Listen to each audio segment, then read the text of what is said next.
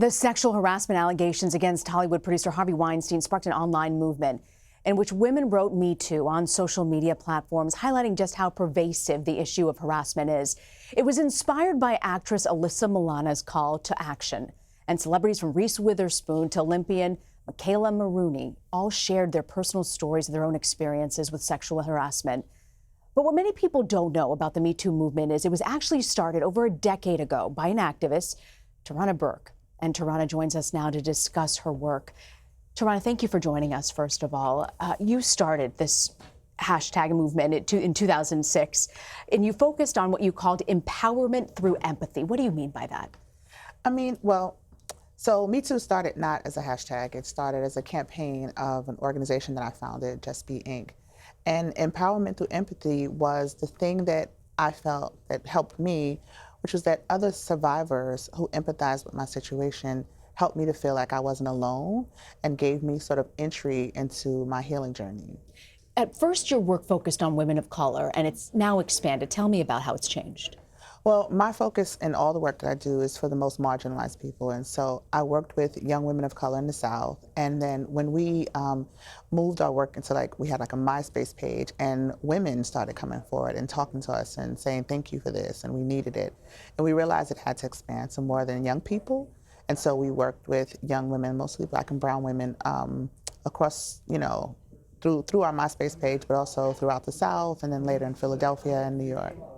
You know, we're hearing critics of this campaign say that if this had been an issue that was just pervasive in the Black community or for people of color, that this would not have gotten the traction that it did with the Hollywood celebrities. What do you make of that sentiment?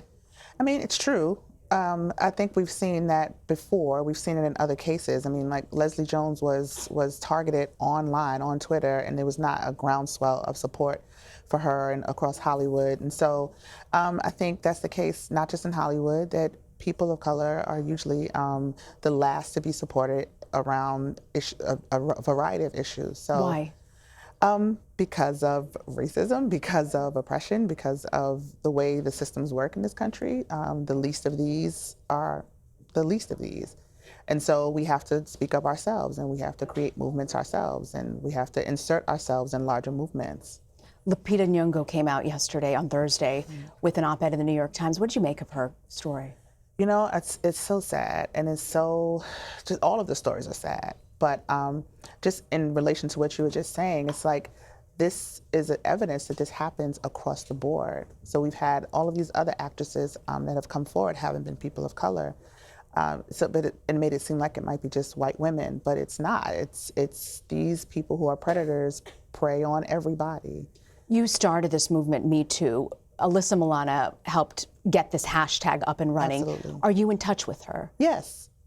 A lot of people, once the Me Too hashtag started gaining popularity, people who were familiar with my work, I started getting bombarded with messages and why don't I see your name attached to this?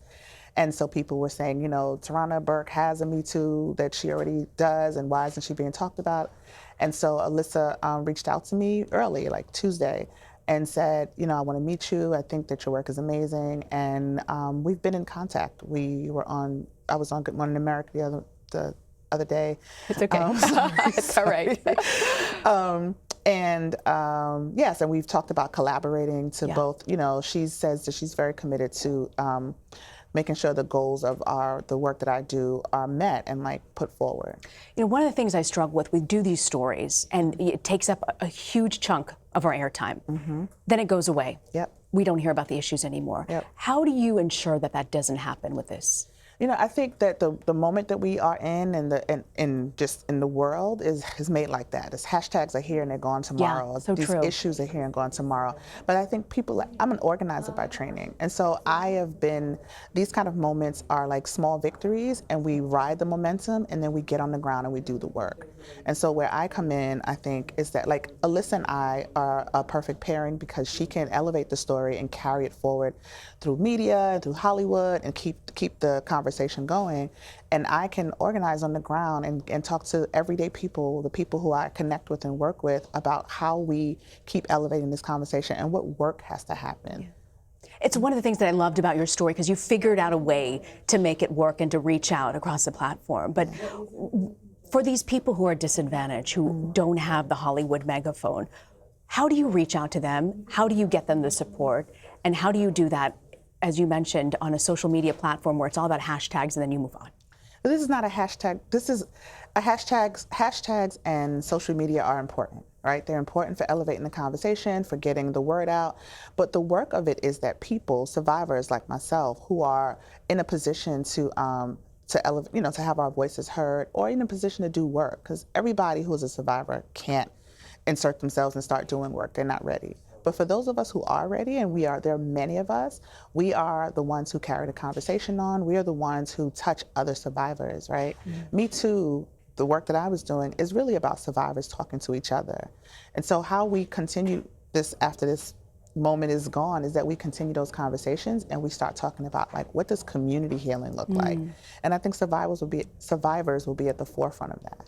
You know, one of the wonderful things that has actually come out of the Trump administration has been that people, I know, hear me out here, people who care about issues, whether it's a travel ban or something grassroots related, if you want to see action, you've got to make it happen. Absolutely. And we've seen that repeatedly, weekend after weekend, from this platform. It's been incredible to watch. What's your message to people who want to get involved in an organization like Me Too or a travel ban or whatever it is? How do you organize from a grassroots level and turn that action plan into something tangible?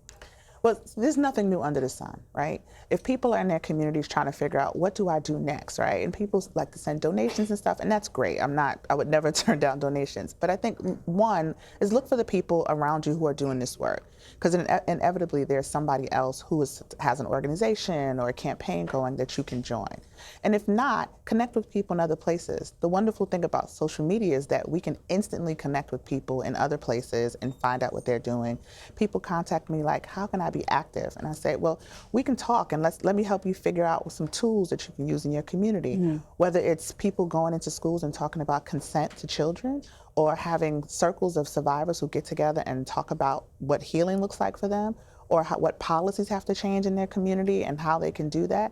There are tons of ways to organize. And what we hope to do as a follow-up to this movement is put out that information through our website so people have resources for how to be active in their community. And you said you're going to be putting out some webinars and things online to help women? Absolutely. So the other thing is the hashtag has been beautiful to watch grow, but it's also been concerning about people who have suddenly disclosed this information and then don't have a container to process it in.